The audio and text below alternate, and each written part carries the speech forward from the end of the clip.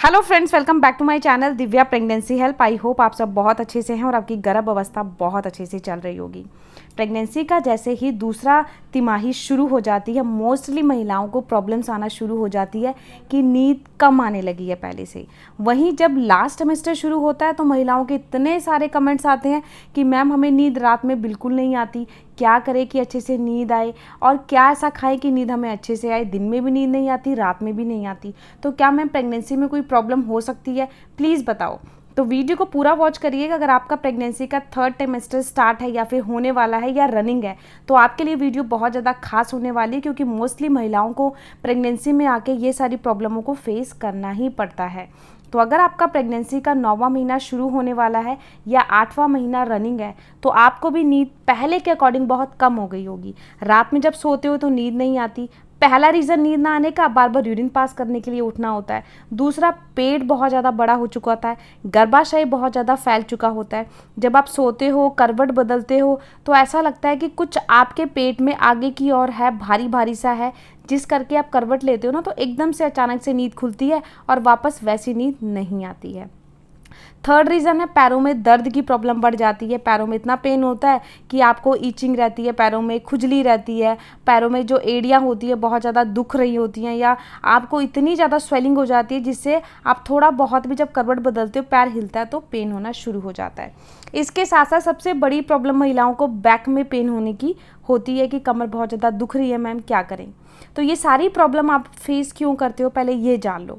देखिए, प्रेगनेंसी का जब 8वां महीना शुरू होता है तो इस टाइम पे बच्चा काफ़ी बड़ा हो चुका होता है, पेट में गर्भाशय में बच्चा फैल चुका होता है और उसका वेट भी अच्छा खासा होता है। तो उस टाइम पर आपकी बॉडी में बहुत ज़्यादा वेट गेन हो चुका होता है। देखिए, बच्चा पानी की थैली के अंदर है, पानी का वेट है, बच्चे का वेट है, ओल का वेट है, वो सारा वेट आपके कहाँ पे आ रहा है? आपके पैरों पर आ रहा है, जिस करके पैरों में भारीपन लगता है, पैरों में दर्द रहता है, पैरों में स्वेलिंग आ जाती है। इसके साथ साथ जो महिलाएं मुझे कमेंट्स करके बोलती हैं ना मेरे पैरों में ऐंठन रहती है, उनको भी रीज़न पहले पता होना चाहिए क्यों होता है। तो पैरों में ऐंठन की प्रॉब्लम भी वेट गेन करके ही होती है। जब आपकी डिलीवरी हो जाएगी तो सारी प्रॉब्लम से आपको छुटकारा मिल जाएगा, कोई भी प्रॉब्लम आपको फेस नहीं करनी होगी। इसके साथ साथ कमर में दर्द रहने की प्रॉब्लम बहुत सारी महिलाओं को रहती है। देखिए, बच्चा पेट में 24 घंटे आपके साथ है ना। अब उसका भार आपकी कमर पे आता है। कमर पे कैसे आता है? जो आपकी रीढ़ की हड्डी होती है उसके ऊपर वेट आता है, जिस करके आपके कमर में पेन होता है।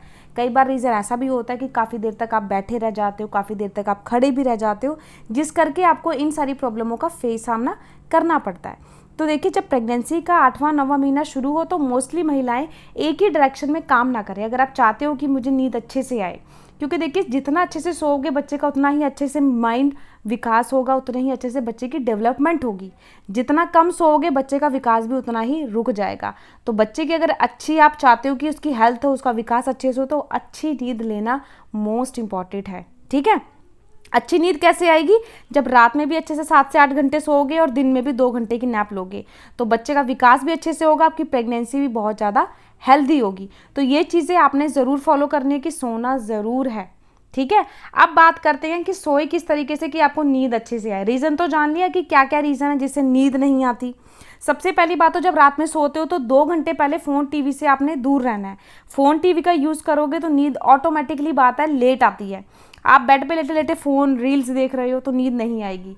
बेड पे सोने से पहले, जैसे रात में आपने डिनर किया उसके बाद थोड़ा सा सैर करो, आधा घंटा वॉक करो। अच्छे से वॉक करने के बाद अपने बेड पर जाओ और लेफ़्ट साइड होकर सो जाओ।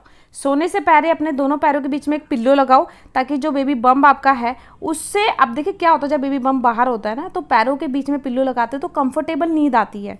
अगर आप ऐसे सोते हो तो नींद आपको अच्छे से नहीं आती, क्योंकि बच्चे का अच्छा खासा वेट होता है और आपके गर्भाशय भी काफ़ी फैल चुका होता है। तो आप जब सोते हो पिल्लो लगा के तो एक सहारा मिल जाता है पेट को, और करवट बदलते हो तो आपको दिक्कत परेशानी नहीं होती है। इसके साथ साथ सोने से पहले पैरों की मसाज करवा के सोएं। कोई भी ऑयल, अब देखिए गर्मियां हैं तो कोकोनट ऑयल हो या सरसों का तेल हो, अच्छे से घर में कोई भी कर सकता है, आपके फैमिली मेम्बर, मम्मी या भाभी या अपने हस्बैंड से किसी से भी करवा लो।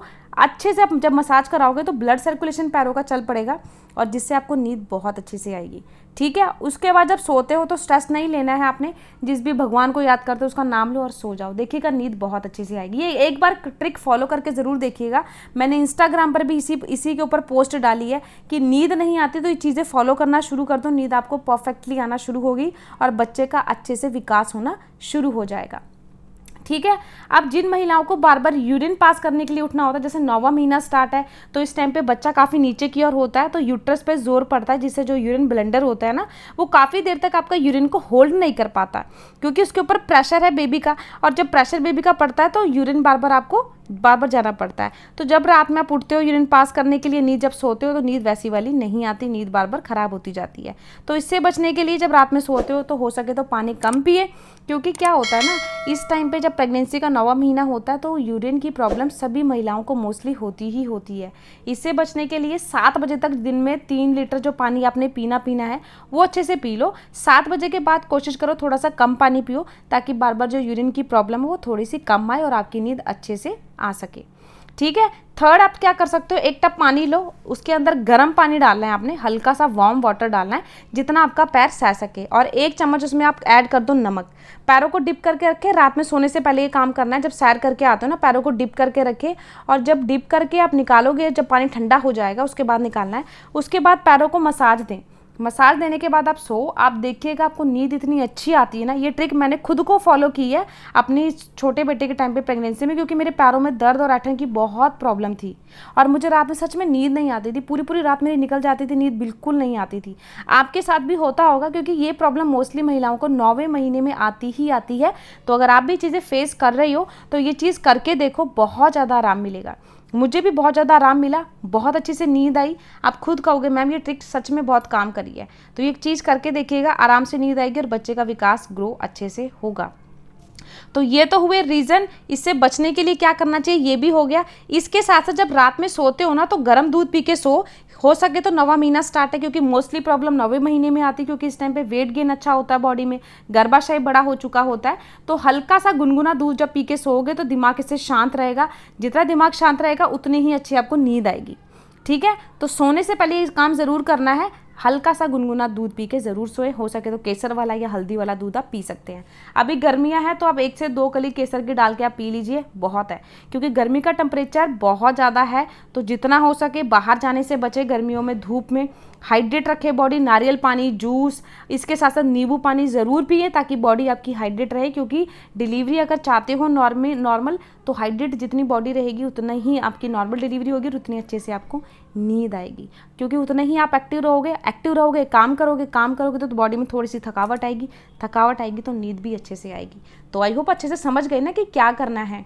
तो ये चीज़ें ज़रूर फॉलो करिएगा, आपको बहुत हेल्प मिलेगी। और इसके साथ साथ एक मैं आपको जो पहले की दाई माँ बताती थी ना, नींद से कैसे हम आइडिया लगा सकते हैं, लड़का होगा या लड़की।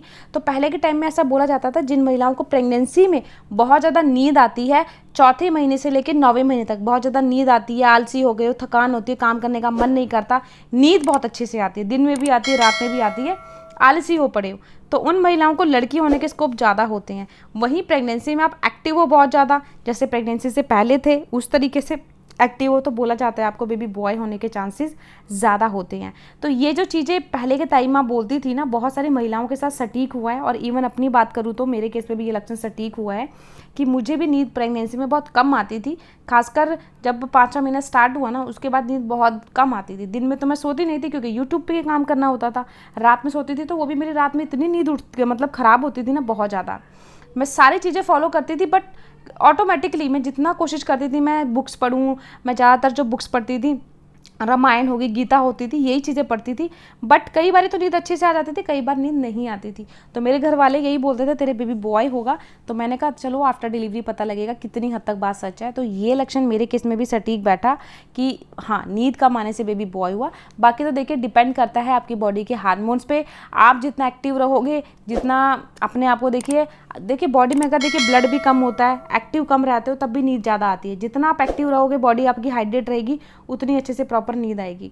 बाकी जो पहले की ओल्ड वाइफ्स है, कई महिलाओं के साथ ये चीज़ें सटीक हुई हैं, तभी वो शेयर करती हैं, और उन्हीं के बताए हुए सिम्टम मेरे केस में भी सटीक हुए हैं। तो मे भी आपके साथ भी सटीक हो। बाकी देखिए मेरा चैनल लिंग में भेदभाव नहीं करता, ना ही ये चीज़ मैं सिखाती हूँ। सिर्फ अपनी वीडियोस में ना मैं आपसे अपना पर्सनल एक्सपीरियंस शेयर करती हूँ। तो बाकी मुझे कमेंट बॉक्स में ज़रूर बताइए कि आपका कौन सा मंथ चल रहा है। मिलती हूँ किसी नई वीडियो में किसी नए टॉपिक के साथ। तब तक बाय बाय, टेक केयर।